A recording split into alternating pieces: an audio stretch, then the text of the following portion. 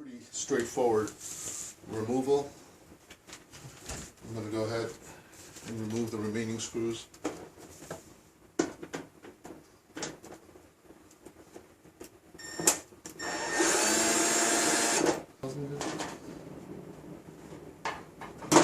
There we go. Alright guys, so this is what the panel looks like. Hopefully it's visible. And what I'm going to focus on in this video is this board right here.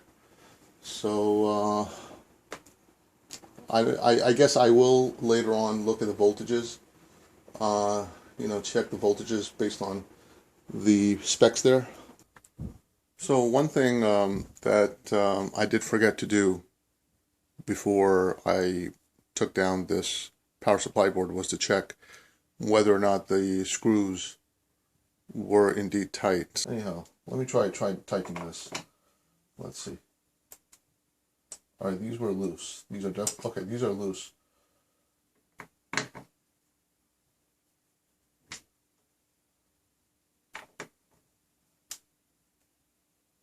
So the Y sustain board wasn't loose, but I'm finding the buffer board as being, I'm using my left hand so I don't over torque these.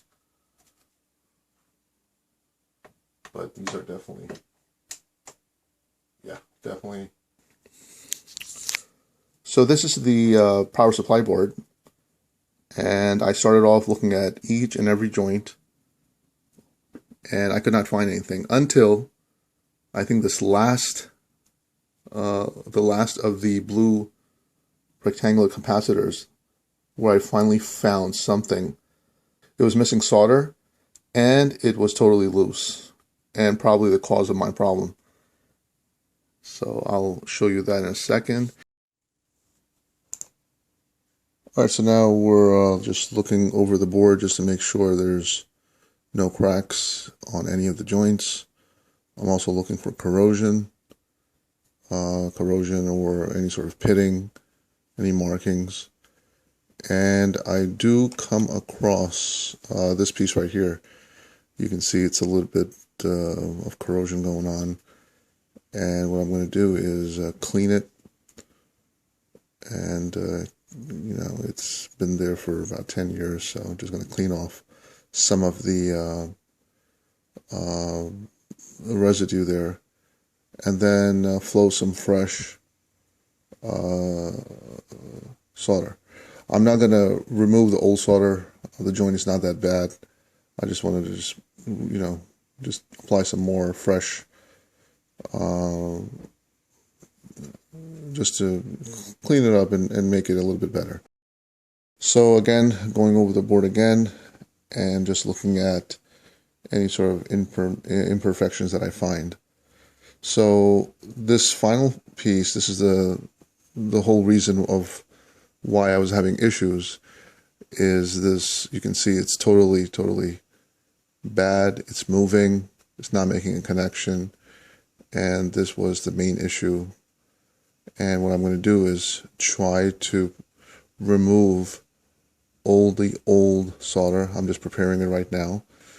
And I'm going to go ahead and try to clean it up as best as I can, just so that the whole, process in this is just preparation and making sure that the joint is clean and it's making a good connection to the pins. So here I've removed most of the solder. I'm going to go ahead and clean it up with a swab and remove all the residue from the flux. And this is one of the legs of the capacitor.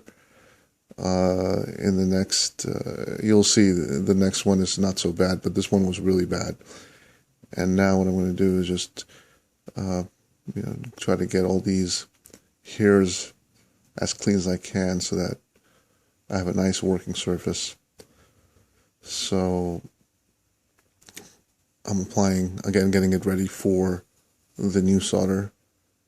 And here I am applying some fresh solder, making a nice joint, or trying to at least make a nice joint so that I won't have to do this in the future for the next few years, hopefully. I wasn't, I guess that wasn't satisfactory, so I applied a little bit more. And now I'm just going to go ahead and clean it off and make sure all the residue, all the flux is out of that joint. And again, after doing that, I will just continue on going and looking at the board. Actually, now what I'm going to do, I'm probably going to do the other leg. And we're just going to move the board and go to the next leg of that capacitor. And you'll see it's not so bad. It's in better condition. But still, you can see the beginnings of a joint failure. And actually, you know what? It looks pretty cracked. A little cracked, but anyhow, I'm going to go ahead. It's not moving. You can see I'm trying to move it. It's not as bad as the other one, but nevertheless, it requires attention. So now what I'm doing is just preparing it to remove all the old solder. And just there's the iron, and I'm going to attempt to try to wick all that old solder as much as I can. Okay, so that's pretty satisfactory for me. I'm just going to go ahead and clean off all of the flux and make it nice and clean again and prepare it for the new solder. And again, that's still cleaning, making it nice and clean. And now we're going to head and apply a little bit more flux and try to get that joint as beautiful as I can. And that looks pretty good. Clean it up a little bit more and apply a little bit more of the solvent just to clean up around it, get all that flux. Actually, the flux I'm using is non-corrosive. It's a no clean flux, so it's, even though if I leave some of them on the joint, it shouldn't affect the outcome. And so that's a good joint. Let's go ahead and we'll plug all this back in. And again, I'll go ahead and tighten up all these bolts of the Y-sustain, the logic board, the main board, and the buffer board. The buffer board was definitely loose, and you saw that I was definitely able to get those tightened up. So that's the plan, and I'll clean up this a little bit. I'll vacuum this. It's still a little bit dirty from inside. I do want to just show you the voltages. And right now, I'm going to check the V-scan voltage. It should be a negative 181. So I'm going to hold you here, and hopefully, let me just get you in focus.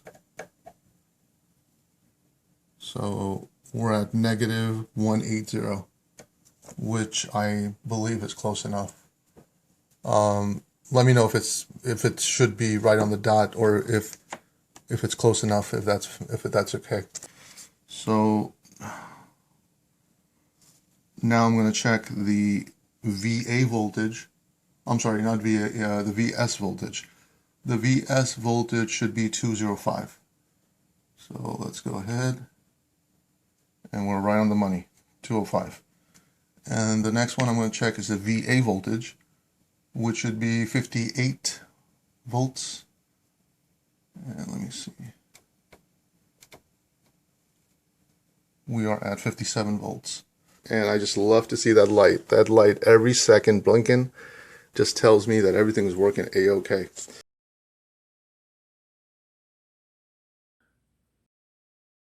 I thank you for watching, and we'll see you on the next one. Thanks a lot for watching, guys. I appreciate it.